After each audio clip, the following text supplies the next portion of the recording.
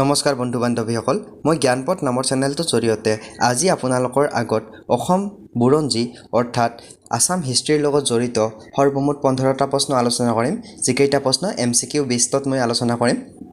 এইকেইটা প্ৰশ্ন আগন্তুক আহিবলগীয়া যিসমূহ পৰীক্ষা আছে সেইসমূহৰ বাবে অতি গুৰুত্বপূৰ্ণ হিচাপে মই বাছি উলিয়াইছো আহক আজি আমাৰ প্ৰশ্নসমূহ আলোচনা কৰিবলৈ যাওঁ First question আছে The first armed conflict between the Ahoms and the Kamata took place during the reign of which Ahom king? কোন ৰজাৰ দিনত আহোম আৰু কমতা ৰজাৰ মাজত ভয়াবহ যুদ্ধ সংঘটিত হৈছিল যেহেতু মই প্ৰশ্নসমূহ MCQ বেষ্টত আলোচনা কৰিম হেয়ে আমি অপচনসমূহ চাও অপচন এ দিয়া আছে সুতেওফা বি দিয়া আছে সুকাংফা আৰু সি দিয়া আছে সুলিকফা ডি দিয়া আছে সুকলেংমুং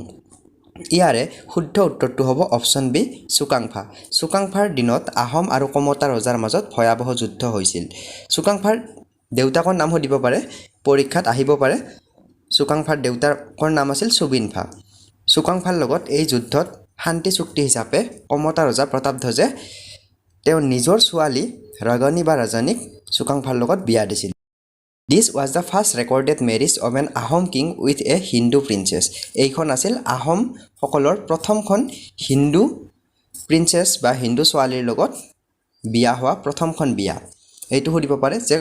আহোম ৰজা কোনজন ৰজাই আহোম প্ৰথম হিন্দু ৰীতিনীতিত বিয়া পাতিছিলে এইটো হ'ব উত্তৰটো হৈছে সুকাংফা এই এটা প্ৰশ্ন জানিবলগীয়া তো এইবাৰ আহক আমি 2 নম্বৰ প্ৰশ্নটো চাওঁ 2 নম্বৰ প্ৰশ্নত আছে তায়ো খামতি was the father of which famous Ahom ruler তায়ো খামতি কোনজন আহোম ৰজাৰ পিতৃ আছিল অপচন এ দিয়া আছে সুদাংফা বি দিয়া আছে সুকামফা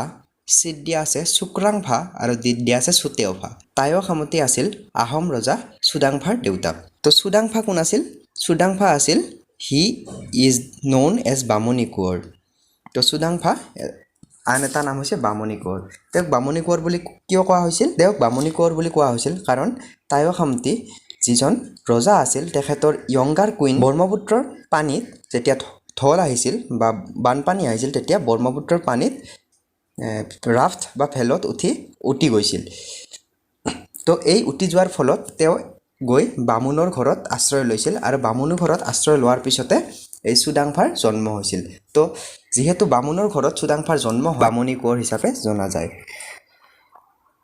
সুদাংফা influence mark the beginning of official entry of Hinduism to Ahom court সুদাংফাৰ জৰিয়তে প্ৰথম আহোম যি ৰাজসভা আছিল তাতে হিন্দুজিম বা হিন্দু ধৰ্মৰ স্থাপনা কৰা হৈছিল সুদাংফাই নিজকে হিন্দু টাইটেল দিছিলে আৰু সেই টাইটেল কেইটা হৈছে মহাৰাজা আৰু ৰাজেশ্বৰ চক্ৰৱৰ্তী তো ই এটা প্ৰশ্ন আহি যাব পাৰে যে হিন্দু ধৰ্ম স্থাপন কৰা আহোম কোৰ্টত বা আহোম সভাত হিন্দু ধৰ্ম স্থাপন কৰা প্ৰথম ৰজাজনৰ নাম কি এই প্ৰশ্নটো সুধিলে উত্তৰটো হ'ব সুদাংফা আন এটা নাম হৈছে বামুণী কোঁৱৰ তো এতিয়া আহক আমাৰ 3 নম্বৰ প্ৰশ্ন চাওঁ 3 নম্বৰ প্ৰশ্নত আছে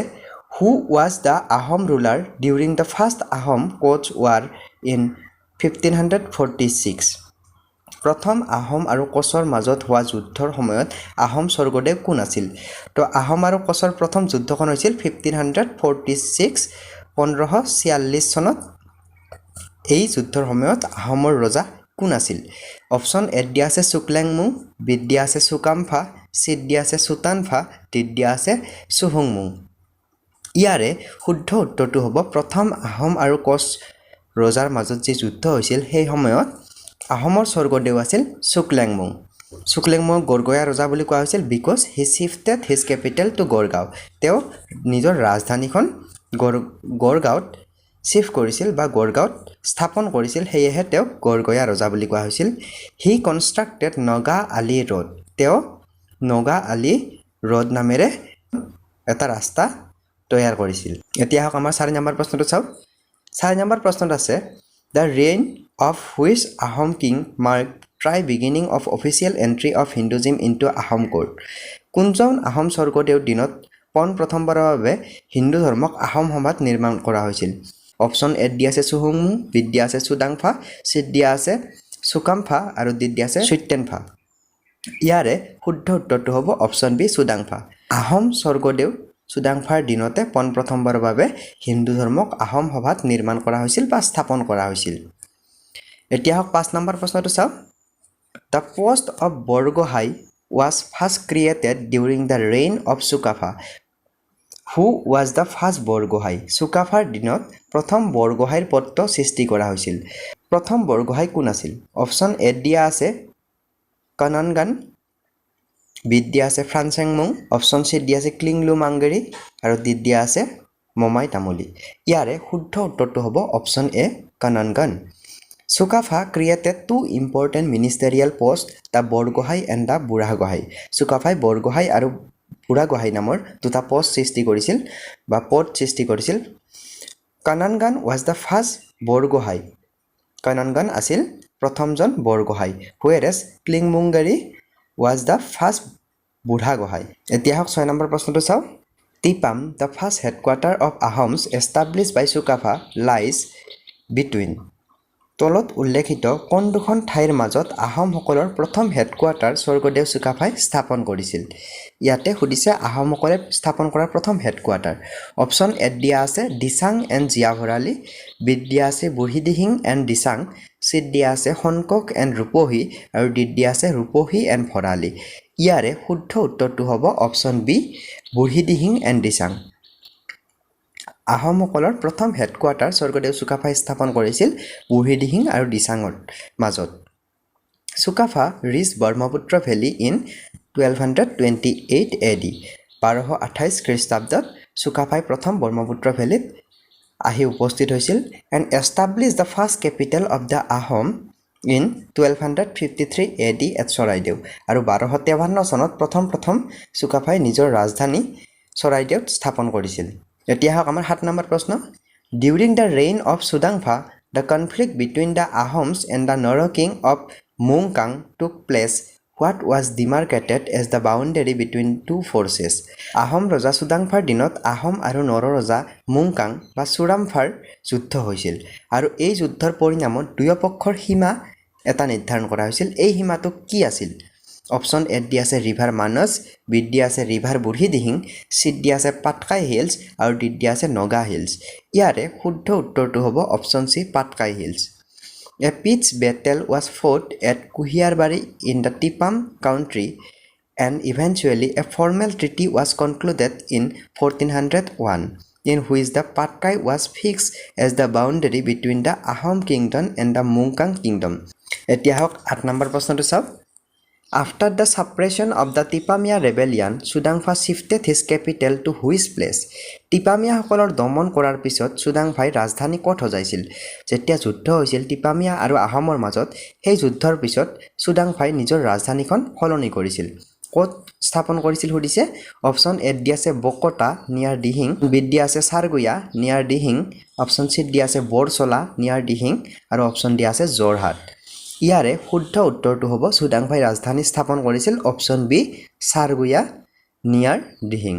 after the suppression of the Tipamia rebellion Sudangpha shifted his capital to Sargua near Dihing এতিয়া হওক আমাৰ 9 নম্বৰ প্ৰশ্নটো চাওক Konsheng the first Borpatra Gohain was better known as Konsheng প্ৰথম বৰপাত্ৰ গোহাঁই কি নামেৰে জনা গৈছিল অপশ্যন এ দিয়া আছে চেংলুং বিত দিয়া আছে ফানচেংমুং চিত দিয়া আছে নুমুলি গোহাঁই আৰু ডিত দিয়া আছে কেন্দুগুৰিয়া বৰপাত্ৰ গোহাঁই ইয়াৰে শুদ্ধ উত্তৰটো হ'ব option A Chenglung Suhungmung created an office of a third ministerial post called Borpatra Gohain এই বৰপাত্ৰ গোহাঁই নামৰ পোষ্টটো স্থাপন কৰিছিল সুহুংমুঙে The first holder to be appointed to the post of Borpatra Gohain was the step brother of Suhungmung named Senglung প্ৰথম বৰপাত্ৰ গোহাঁই আৰু তেখেত আছিল সুহুংমুঙৰ তুলনীয়া ভায়েক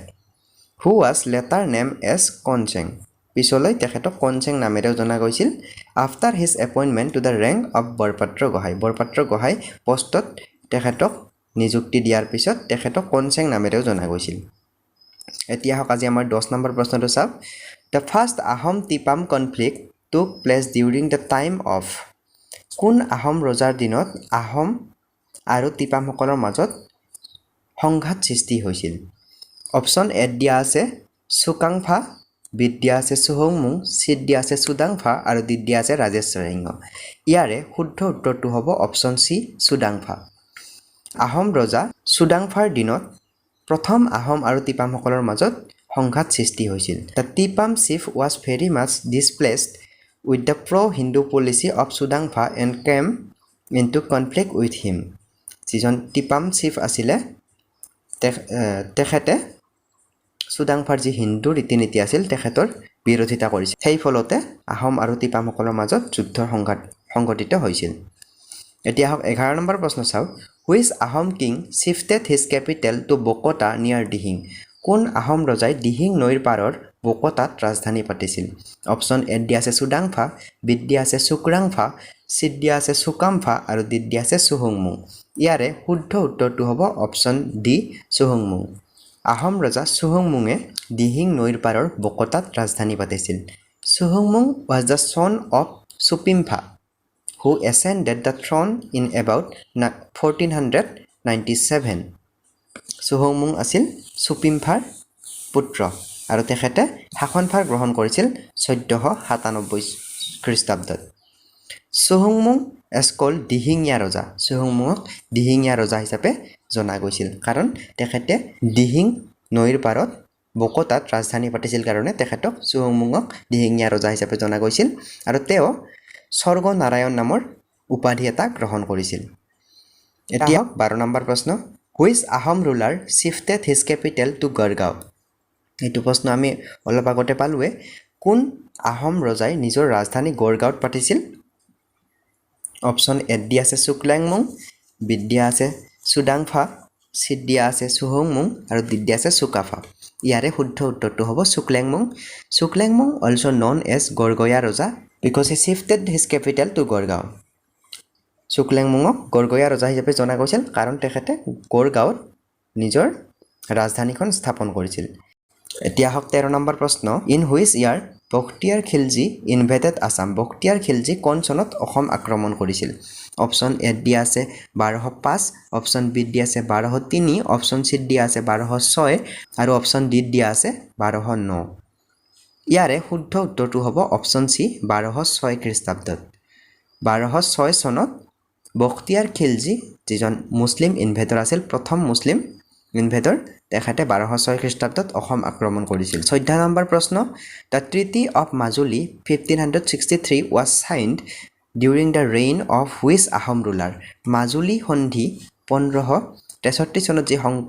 কৰা হৈছিল কোন ৰজাৰ দিনত কৰা হৈছিল